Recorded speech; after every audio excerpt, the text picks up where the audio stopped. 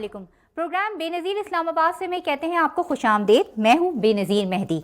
ناظرین، پاکستانی سیاست میں کئی وقت ایسے آئے جب مین لیڈرشپ کو پابند سلاسل کر دیا گیا. ایسے میں اس خاندان کی بیٹی کبھی بھائی کے لیے تو کبھی باپ کے لیے عملی سیاست میں آئی اور بہادری سے حالات کا مقابلہ کیا.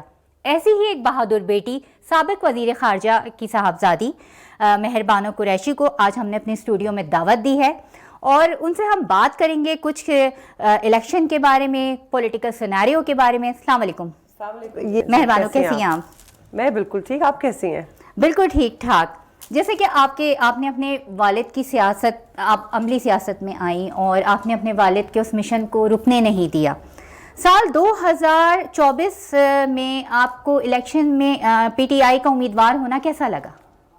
بہت فخر محسوس ہوا، کیونکہ دیکھیے ہم جتنے بھی امیدوار 2024 میں پاکستان تحریک انصاف کی ٹکٹ پر آئے وہ یہاں پر اقتدار کے لیے نہیں آ رہے تھے.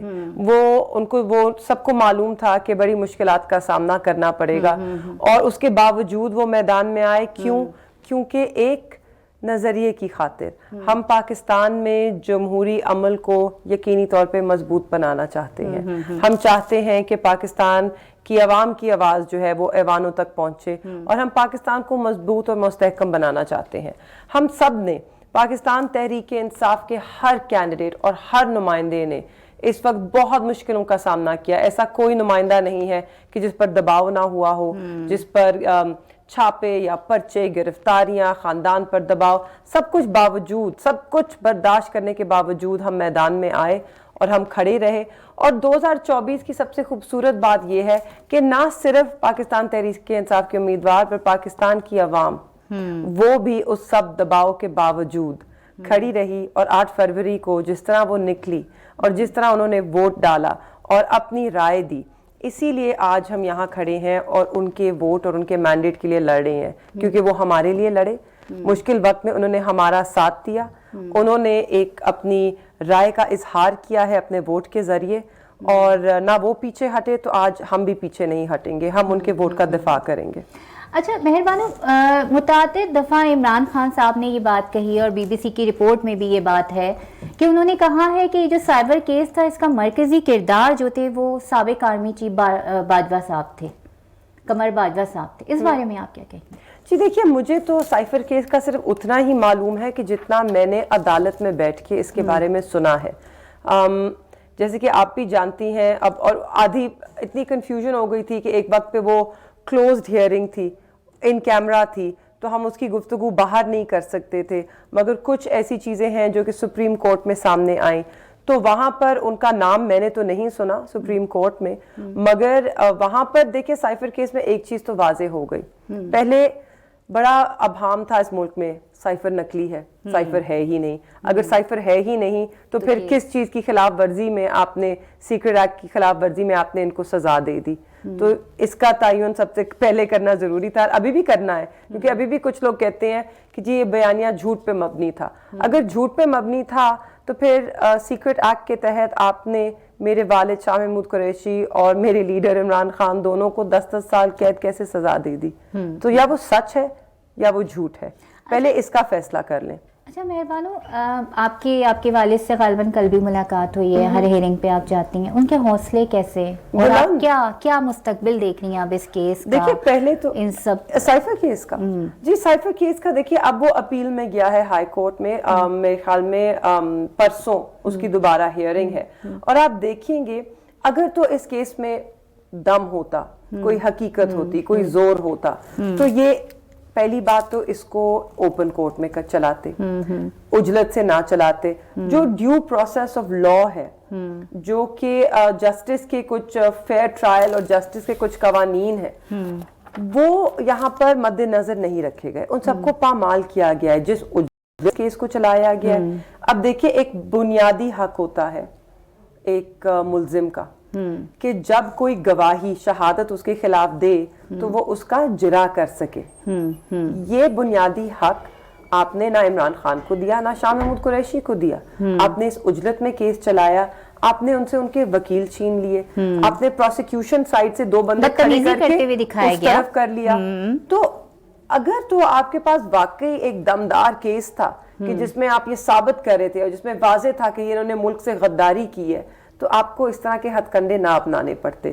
تو اب یہ کیس جب ایک اوپن کورٹ میں آئے گا اور اسلام آباد ہائی کورٹ میں چلے گا, تو آپ سب کو واضح ہو جائے گا کہ حقیقت کیا ہے, کیا حقائق تھے, کہ اس میں کیا گواہیاں کیا ہیں, گواہ کہہ کیا رہے ہیں.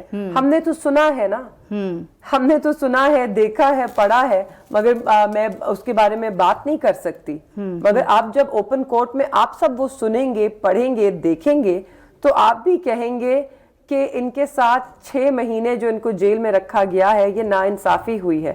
آپ نے بے گناہ بے قصور لوگوں کو جیل میں بند کیا, صرف پابند سلاسل نہیں رکھا, قید تنہائی میں پابند سلاسل رکھا. قریشی صاحب کی تھوڑی صورتحال ہمیں بتائیے, ان کی طبیعت ٹھیک ہے, ان کو کس طرح جیل میں رکھا گیا ہے, اور ان کا کوئی پیغام ہو قوم کے لیے جو آپ ہمارے ذریعے بتانا چاہتے ہیں. دیکھیے وہ تو بالکل ہم الیکشنز میں دیتی بھی رہی ان کے پیغام, وہ بالکل ٹھیک ہے, حوصلے ان کے بلند ہیں. جیسے کہ میں نے کیمپین میں بھی کہا کہ وہ دونوں جیل میں ہیں مگر ان کے ماتھے پہ شکن تک نہیں ہے, دونوں کے لبوں پہ مسکراہٹ ہے.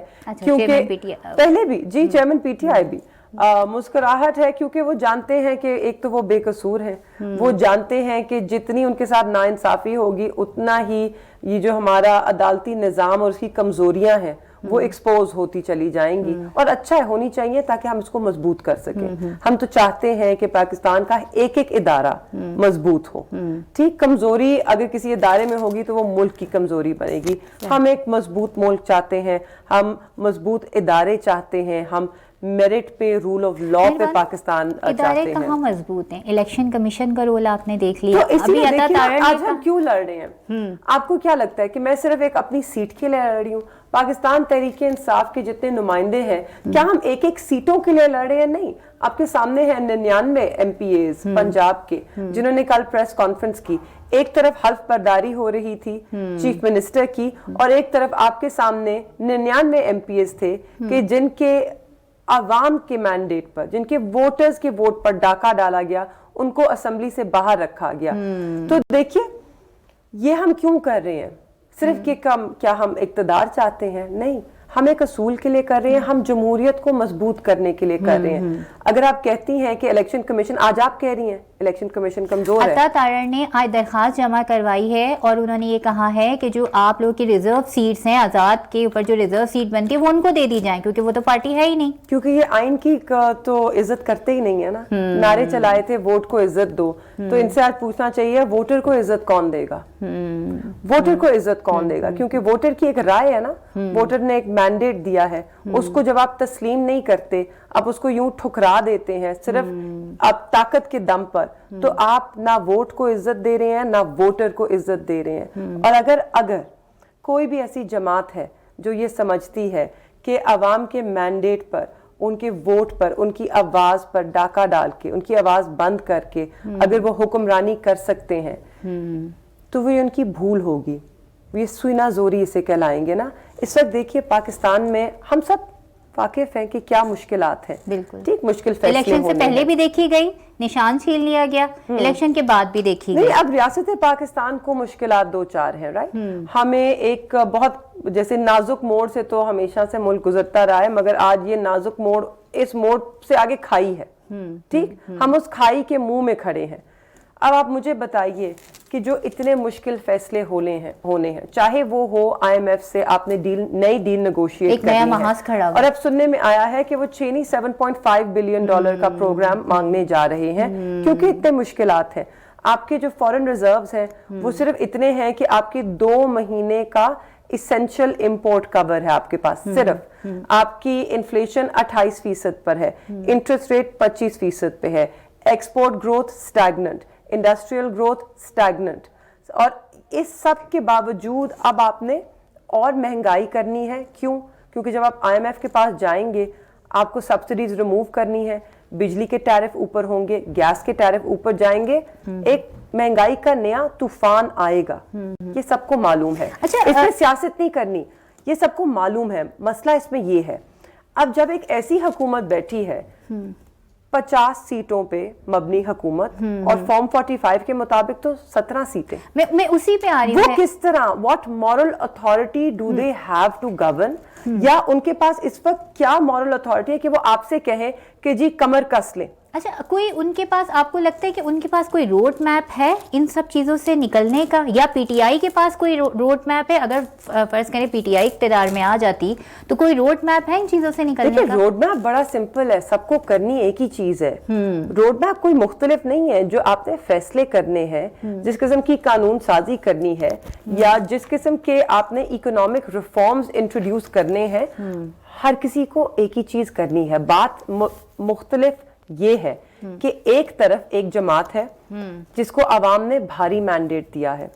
180 सीट्स। अगर आपने एक एक सीट देखनी है, हमारे पास इस वक्त 176 सीट्स के ऊपर मुकम्मल फॉर्म 45 मौजूद है।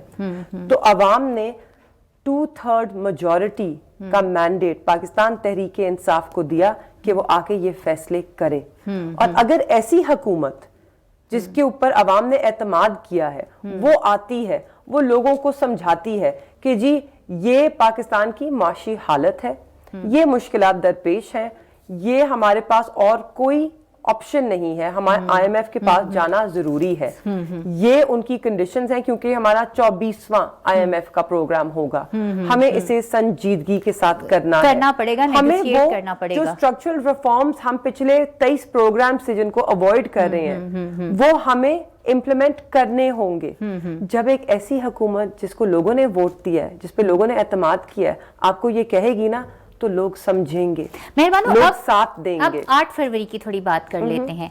8 फरवरी पे हमने देखा कि एकदम से मोबाइल सर्विस बंद कर दी गई, लोगों को बहुत मसला हुआ, पोलिंग एजेंट से राब्ता नहीं हुआ, और आपका हल्का NA 151 वहां पे 16,000 वोट एकदम से रिजेक्ट हो गए। तो ये मतलब सुबह 4 बजे तक मैं खुद देख रही थी, मॉनिटर कर रही थी कि आप जीत रही थी, और उसके बाद एकदम से ये क्या हुआ? तो यही बात है ना, इस वक्त इतने भोंडे तरीके से इन्होंने इलेक्शन को मैनेज किया। पहले इन्होंने सोचा इनसे मैनेज हो गया है, क्यों एक जमात को तोड़ दिया। सब कहते थे तंजीमी तौर पर पाकिस्तान तहरीक इंसाफ तबाह बर्बाद हो गई, तहरीक इंसाफ की या लीडरशिप जेल में है या वो लोग हैं जो तहरीक इंसाफ को छोड़ के भाग गए। ठीक, फिर आपने जो बाकी मासूम बाहर थे उनके ऊपर इतना प्रेशर डाला, पर्चे छापे, वो रूपोश थे।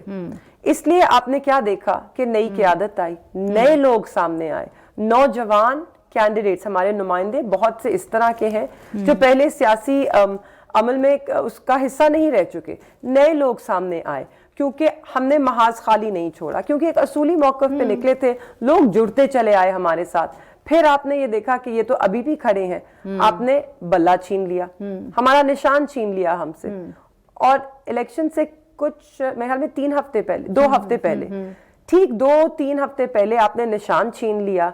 लोगों को हमारे इजाजत नहीं थी कैंपेन करने की, हमारे पोस्टर कहीं लग नहीं सकते थे, वो हमने खुद भी देखा, पोस्टर उतारे जा रहे थे, जलसों की जुलूस की इजाजत नहीं थी, एनओसी नहीं मिलती थी, पुलिस आ जाती थी, लोगों को धमकाया जा रहा था। मैंने अपने हल्के में छोटी छोटी कन्वेंशंस की, सोचे 2 हफ्ते की कैंपेन, सिर्फ मेरे पास 2 हफ्ते का टाइम मौजूद था। मेरे मद्दे मुकाबिल दोनों जमातें उनकी कैंडिडेट्स 2 महीने से कैंपेन कर रहे थे, मगर 2 हफ्ते में भी हम अगर छोटी छोटी कन्वेंशंस भी रखते थे तो वहां पर भी लोगों की 4 दीवारी के अंदर, वहां पे भी थानेदार आता था और लोगों को धमकियां देता था, और बाद में लोगों पे पर्चे होते थे। पिंडी में भी यही हाल था, हर जगह इस्लामाबाद पिंडी में भी यही हाल अब आप देखिए, इस सब के बावजूद लोगों ने अपने ऊपर लिया, उन्होंने अपने आप को खुद सिखाया, ये हमारा नुमाइंदा है, ये इसका निशान है। मैं कहीं जाती भी थी, मेरे बोलने से पहले कहते थे पता है साकू पता है, चिमटा है तुम्हारा निशान, सराइकी में कहते थे ना, हमें पता है आपका निशान चिमटा है, आपको बताने की जरूरत नहीं है, सबको मालूम था। हमने सोशल मीडिया पे फोकस और कंसंट्रेट किया। दिहाई इलाकों में भी लोग समझते हैं कि दिहाई इलाकों में लोगों को शायद ज्यादा मालूम नहीं होता, वो हर चीज पर नजर रखते हैं उनके पास। और एक जो गांव की खूबसूरत एक रस्म है कि वो वर्ड ऑफ माउथ के थ्रू بہت آگ کی طرح بات پھیلتی ہے. تو انہوں نے تو لوگوں نے ایک دوسرے کو خود بتانا شروع کر دیا نا. اگر ٹی وی نہیں بھی دیکھ رہے تھے اور شام کو دیکھیں وہاں پہ کچھ کام ختم ہو جاتا ہے, شام کو لوگ یا ٹی وی دیکھتے ہیں یا اپنے, سب کے پاس فون ہے, وہ فون پہ ٹک ٹاک دیکھتے ہیں. ہم نے ٹک ٹاک پہ کیمپین چلائی, ہم نے انسٹاگرام پہ کیمپین چلائی, ہم نے کوئی بھی ایسا پلیٹ فارم خالی نہیں چھوڑا, اور میں نے آن گراؤنڈ بھی کیمپین کی مشکل وقتوں میں, بہت مشکلات کا سامنا کرتے ہوئے. اس کے باوجود, اس سب کچھ کرنے کے باوجود انہیں لگا کہ ان کا ووٹر نہیں نکلے گا, یہ ڈر جائے گا, کیونکہ پریشر تو تھا نا, روز چھاپے تھے. پھر پولنگ ڈے کے اوپر صبح فون بند, انٹرنیٹ بند, بغیر بتائے. جی بغیر بتائے. تو اب کوئی کوآرڈینیٹ نہیں کر سکتا جی اگر ٹرانسپورٹ دینی ہے یا کہاں ہے یا پولنگ اسٹیشن کدھر ہے, کوئی پہنچا ہے کوئی نہیں پہنچا, پولنگ ایجنٹس ہیں. بڑا ہلکا تھا تو انہوں نے سوچا اب ہو گیا, اب بھی مینجڈ.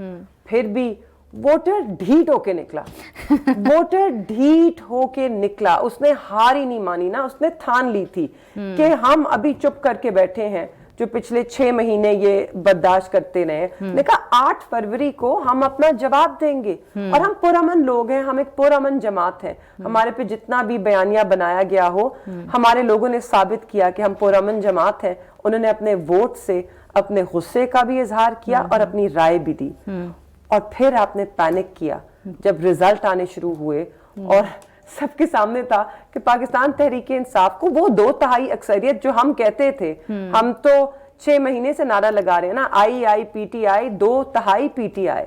ہم کہہ رہے نہیں تھے, ہمیں نبض پتا تھی عوام کی, ہم ملک کی نبض جان کے کہہ رہے تھے, کیونکہ لوگ ہمیں آپ کے آ کے کہتے تھے ہم آپ کے ساتھ ہیں, خاموش ووٹ آپ کو پڑے گا, 8 کو ہم اپنا فیصلہ سنائیں گے. لوگوں نے فیصلہ سنایا, آپ نے پینک کیا, ڈیزائن کیا گیا, آپ نے بھونڈے طریقے سے, اتنی ڈیزائن ہی نہیں کیا نا انہوں نے. ڈیزائن کیا ہوتا تو کیا ہوتا ہے نارملی, آپ بیلٹ بھر دیتے ہیں, بیلٹ سٹفنگ کرتے ہیں نا, ڈبے بھرتے ہیں, یقیناً استعفیٰ بھی کیا ہوگا, مگر وہ ہم پروو نہیں کر سکتے. لیکن مہربانو ایک سوال یہاں یہ بھی اٹھتا ہے کہ آپ کے ہی بھائی زین حسین قریشی وہ کامیاب ہوئے 50,000 کی لیڈ سے. ایکچولی 88,000 38 بیلٹ پیپر اس کا جلایا گیا, مگر ہم سبسٹینشیٹ نہیں کر سکتے نا, تو کہہ نہیں رہے, مگر حقائق ہے کہ جب کسی کی 88,000 کی لیڈ ہو نا, آپ اس کو گم غائب نہیں کر سکتے. ہاں, لاہور میں سلمان اکرم راجہ صاحب کی ہوا ہے نا, 1 لاکھ کی لیڈ تھی, اس کو گم غائب کرنے کی کوشش کرتی ہیں, ان کو بھاری پڑے گی. یاسمین راشد کے ساتھ, سب کے ساتھ. اور آپ ووٹر سے پوچھ لیں نا, آپ مجھے جا کے عوام میں جا کے دکھا دیں دوسری جماعت کا اتنا ووٹر کیا موجود ہے. کیونکہ یقین مانے میں جہاں بھی جاتی ہوں, چاہے وہ کوئی اسٹوڈیو ہو نیوز روم کا, یا وہ کوئی ریسٹورانٹ ہو, یا ہسپتال ہو, یا کلینک ہو, یا پارکنگ لاٹ ہو, لوگ آ کے ہر یا ایئرپورٹ ہو, ہر طبقے کے لوگ آ کے کہتے ہیں ہم نے آپ کو ووٹ دیا, ہم نے تحریک انصاف کو ووٹ دیا.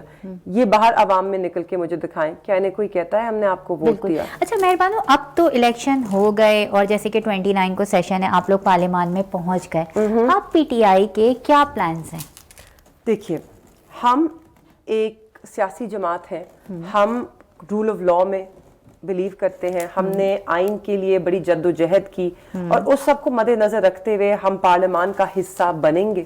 پارلیمان میں بھی ہم یہ جنگ لڑیں گے. جتنے ہمارے نمائندے ہیں جو کہ کامیاب ہوئے ہیں, جن کے عوام کے ووٹس پہ ڈاکہ نہیں ڈال سکے اور وہ پہنچے ہیں وہاں تک, وہ مقدمہ ہمارا پارلیمان میں لڑیں گے. ہم اپنا مقدمہ جو ہے عدالتوں میں لڑیں گے, الیکشن کمیشن آف پاکستان کے سامنے لڑیں گے, اور اگر ضرورت پڑی تو ہم سڑکوں پہ بھی لڑیں گے. کیوں میں یہ کہہ رہی ہوں؟ کیونکہ مجھے لگتا ہے جب شروع میں ہم نے ایک پیغام دیا کہ ہم سڑکوں پر نہیں نکلیں گے, ہم صرف عدالتوں میں جائیں گے, تو انہوں نے سوچا ٹھیک ہم انہیں پھینک دیتے ہیں ٹرائیبیونلز میں, اور یہ 5 سال لگے رہے. دیکھیں, ہمارے پہ بھی پریشر ہے, ہمارے ووٹر کا پریشر ہے. ہمیں روز مجھے پیغام آتے ہیں کہ ہمیں بتائیں, حکم دیں, دھرنا کدھر ہے, پروٹیسٹ کدھر ہے, احتجاج کدھر کرنا ہے, کیونکہ وہ کہتے ہیں ہم نے لڑ کے آپ کو یہ ووٹ ڈالا ہے, ہم نے بڑی مشکلات کا سامنا کیا ہے, ہم نے تشدد, شیلنگ, پرچے, گرفتاریاں, یہ سب برداشت کی ہیں, اور ہم ڈٹے رہے ہیں. ہم نے آپ کو ووٹ ڈالا ہے, ہم نے آپ کے لیے ووٹ مانگا ہے, ہم نے ووٹ کا پہرا دیا ہے. اب ہم نے آپ کو سونپی ہے یہ ذمہ داری, اب آپ نے پیچھے نہیں ہٹنا, آپ نے ہمارے ووٹ کے لیے لڑنا ہے, ورنہ نہیں تو آپ نے ہمیں جواب دینا ہوگا. تو ہم پیچھے ہٹنا چاہیں بھی تو نہیں ہٹ سکتے, کیونکہ ہم حقیقی طور پہ نا اپنے ووٹر کو عزت دے رہے ہیں اور اس کی ووٹ کی عزت کر رہے ہیں. ہم پیچھے ہٹنا چاہیں بھی تو نہیں ہٹ سکتے. مہر بانو قریشی سے مزید بھی بات چیت جاری رہے گی, مگر یہاں وقت ہوا ایک چھوٹی سی بریک کا. ہمارے ساتھ رہیے گا.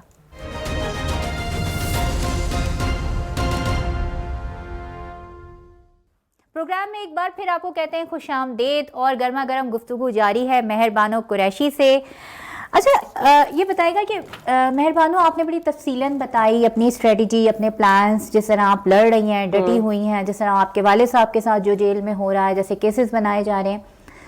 مجھے یہ بتائیے گا کہ یہ ہمیں بھی بہت عجیب لگتا ہے ایز اے جرنلسٹ, اگر نیوٹرل ہو کے بھی بہت زیادہ سوچیں کہ مطلب اتنا فرنٹ فٹ پہ آ کے کوئی ادارے, کبھی الیکشن کمیشن یا کسی ادارے کو کسی جماعت کے خلاف نہیں استعمال کیا گیا, مطلب مخصوص نشستیں نہیں دے رہے. اگر مخصوص نشستیں نہیں دیتے خواتین اور اقلیتوں کی, تو آپ مجھے بتائیں کہ اسپیکر, ڈپٹی اسپیکر, قائد ایوان, سب کا الیکشن تو الیکشنز کی طرح سوالیہ نشان بن جائے گا.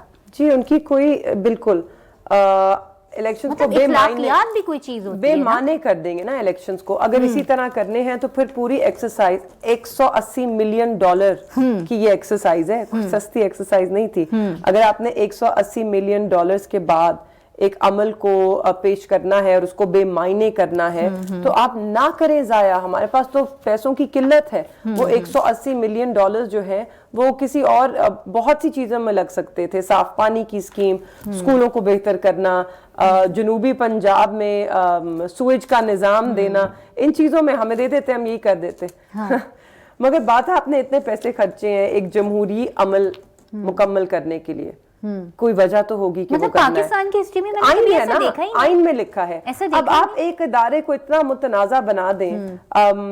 دیکھیے, مجھے 8 فروری کو جس طرح کی ہم نے پولنگ ڈے دیکھا, دل خوش ہوا. آپ کسی بھی کینڈیڈیٹ سے پوچھیں, کسی جماعت کے بھی, اتنا خوشگوار ماحول ہم نے الیکشنز میں کبھی نہیں دیکھا. تو لگا کہ شاید اتنی مشکلوں کے بعد یہ سب جس سے ہم گزرے ہیں نا, آج یہ مرہم رکھنا چاہ رہے ہیں پاکستان پہ.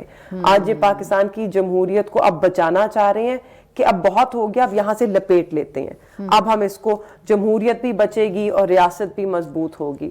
مگر جو رات کے 12:30 بجے کے بعد عمل ہوا, اس سے صاف ظاہر ہو گیا کہ جمہوریت کا کوئی لینا دینا نہیں ہے کسی کا اس سے. اور اب جو ہو رہا ہے, دیکھیے, الیکشن کمیشن آف پاکستان پہ بہت بڑا دھبا لگا ہے. اب انہیں اپنی ساکھ بچانی ہے, اور اگر وہ اپنی ساکھ بچانا چاہتے ہیں, جو کہ کیونکہ ایک ادارہ ہے, ایک ادارے کی ساکھ بچنی چاہیے ہے, تو انہیں انصاف کرنا ہوگا, نہ صرف ہماری الیکشن اپیلز پر, مگر اس بات پر بھی کہ آپ ایک جماعت کو مخصوص نشستوں سے محروم نہیں رکھ سکتے. جو آپ کی کانسٹیٹیوشن ہے نا, آئین میں ایک یہ بنیادی نقطہ ہے کہ آپ نے ریپرزنٹیشن دینی ہے. وہ آپ نے دینی ہے ایک جماعت کی پروپورشنل ریپرزنٹیشن ہے نا, آپ کی ایک جماعت نے کتنے ووٹ, کتنی سیٹیں حاصل کی ہیں اس بنا پر. اگر آپ تکنیکی نقطوں پہ چلے جائیں اور ایک جماعت سے, اور جماعت سے نہیں ہے, عوام سے ان کا یہ مینڈیٹ دوبارہ چھین لیں کہ آپ ان کو مخصوص نشستیں بھی نہیں دیں گے, تو آپ پاکستان کی عوام اور پاکستان کی جمہوریت سے ناانصافی کریں. تحریک انصاف کے ساتھ ناانصافی نہیں ہوئے گی, یہ جمہوری نظام کے ساتھ ہوگی. مگر اب دیکھیے, آپ کے سامنے ہے آج ہمارے ایک ہے NA 154 کے کینڈیڈیٹ پاکستان تحریک انصاف کے, گزیٹڈ, نوٹیفائڈ, جیت گئے اپنا الیکشن. آئے, انہوں نے اپنی نیشنل اسمبلی میں رجسٹریشن کرا لی, ان کا ID کارڈ بن گیا. ان کے حلقے میں ہم لوگ جن کے الیکشن متنازع ہیں, جو پہلے دن سے بات کر رہے ہیں, ہمارے کیسز میں پیش رفت بہت ہی سلو, اور اکثر لوگوں کو کہہ دیا. اب اسلام آباد کی آپ کی سمابیہ طاہر ہیں, شعیب شاہین ہیں, علی ظفر صاحب, ان کو علی بخاری صاحب ہیں, ان کو آپ نے اٹھا کے ٹرائیبیونلز میں پھینک دیا ہے. یہاں پہ ایک نوٹیفائڈ ممبر ہے, اس کی رجسٹریشن ہو گئی ہے, اس کی لیڈ واضح ہے, اس کے پاس مکمل فارم 45 موجود ہے. اب جب چاپ ان کے حلقے میں ری کاؤنٹ آرڈر کرتے ہیں, ری کاؤنٹ ہو جاتا ہے, ری کاؤنٹ میں मुस्तरद वोट 4000 से 20,000 पहुंच जाता है और वो बंदा हार जाता है। मतलब अब हमने ये कर रहे हैं, कभी इलेक्शन में नहीं देखा कि रिजल्ट 24 घंटे से भी ज्यादा लेट हो गए। आज तो 18 दिन के बाद तब्दील हो रहे हैं ना। हाँ, वो बिल्कुल वही बात। अच्छा देखिए, जैसे कि मैंने अभी बात की कि मखसूस नशिस्तों के लिए इलेक्शन कमीशन में मुस्लिम लीग नून ने दरखास्त जमा करवाई कि इनकी जो मखसूस नशिस्तें हैं वो सुन्नी इत्तेहाद कौंसिल को ना दी जाए, बल्कि मुस्लिम लीग नून को दे दी जाए, क्योंकि वो तो कोई जमात है ही नहीं। इसका कोई कानूनी नुक्ता या कानूनी तोड़ या इसका देखिए बहुत वाजे है, देखिए बहुत वाजे है। आपने तकनीकी उस पे बुनियादों पे नहीं जाना। सुन्नी इत्तेहाद काउंसिल एक जमात है। अव्वल तो पाकिस्तान तहरीक इंसाफ भी ठीक है, हमारे लोगों को उनका निशान छीन लिया गया, मगर थे हम पाकिस्तान तहरीक इंसाफ के मेंबर्स। इन्होंने जबरदस्ती हमें इंडिपेंडेंट रखा, हम कुछ ना कर सके, उसके बावजूद इलेक्शन लड़े, जीते, हम बड़ी तादाद में जीते, बड़ी तादाद में, बहुत भारी अक्सरियत, 2/3 मैंडेट के साथ जीते हैं, पार्लियामेंट में आए। ठीक, उसके बाद ये इन्होंने कहा कि नहीं ये भी जमात नहीं है। हमने एक जमात जो कि रजिस्टर्ड थी, तस्लीम शुदा थी, उसमें हमारे, क्योंकि आपने कहा कि आप आज़ाद उम्मीदवार हैं, हमारे आज़ाद उम्मीदवार उसके मेंबर बने। अब प्रेसिडेंट भी है, पास प्रेसिडेंट मौजूद है कि अगर किसी की लिस्ट मुकम्मल ना हो तो आप उसके अंदर एडिशनल नाम दे सकते हैं और उसे मुकम्मल कर सकते हैं। तो अगर आपने फिर बेईमानी पे उतरना है, ये तो वही वाली बात है ना कि विकेटें भी ले गए हैं, अब बॉल भी ले गए हैं, कह रहे बैट भी ना दो, कह रहे बस हम ही खेलेंगे अकेले बंद कमरे में। अच्छा मेहरबानो, NA 148 में गिलानी साहब जाहिर है अपनी सीट छोड़ देंगे जब वो जीते ही नहीं है वो सीट, जब वो छोड़ देंगे। तो आपका क्या ऐसा इरादा है कि आप उस सीट से इलेक्शन लड़ें? नहीं, वहाँ पे बैरिस्टर तैमूर मलिक हैं, हमारे कैंडिडेट हैं। उन्होंने बहुत भरपूर तरीके से भरपूर अंदाज में अपनी कैंपेन चलाई। वो खान साहब के भी लॉयर हैं साइफर केस में, और मेरे वालिद के भी वकील हैं साइफर केस में। तो अगर बाय इलेक्शन आएगा तो वो जरूर लड़ेंगे और पूरी जमात उनके लिए कैंपेन करेगी। देखिए, एक बंदा एक नशिस्त जीत चुका है, उसने मेहनत की है, पाकिस्तान तहरीक इंसाफ के वोटर में उसे वो नजरिया नजर आया है खान साहब का, उसने उससे खान साहब का नुमाइंदा तस्लीम किया है, उसको वोट दिया है, उसके लिए काम किया है। आप यूं लोगों के वोट पे डाके नहीं डाल सकते, और जिस नुमाइंदे को लोगों ने चुना है आप उसको मुस्तरद नहीं कर सकते। वो ही नुमाइंदा होगा, वो ही आएगा और वो ही जीतेगा। आखिरी सवाल आपसे करना चाहती हूँ, क्या आप ये समझती हैं कि एस्टेब्लिशमेंट का जो गेम था, दबाने का, दबाओ, केसेस बनाओ, अंदर डालो, सजाएं दो, ये उनको उल्टा पड़ गया? मेरे ख्याल में जी देखिए, आपने जितनी सारा डिजाइन ही चेंज हो गया है। जितना कैंपेन तहरीक इंसाफ के खिलाफ चली, देखिए अब 3 दिन पहले इलेक्शन से धड़ाधड़ एक के बाद एक आपने देख फैसले आए। एक में 10 साल, एक में 7 साल, एक में 14 साल, 31 साल आपने एक बंदे को सजाएं दे दी। अपने लोगों को कहा वो गद्दार भी है, वो दहशतगर्द भी है, वो चोर भी है, वो तो गैर शरई निकाह भी करता है। आपने तो लोगों को इतना कुछ बोला। अच्छा, इस चीज से बड़ा रिएक्शन आया लोगों क्या का। हुआ? हाँ, लोगों ने आपको क्या पैगाम दिया है? ना वो गद्दार है, ना वो चोर है, ना वो मुल्क दुश्मन है, ना उसका निकाह गैर शरई, ना वो इस तरह वो हमारा लीडर है।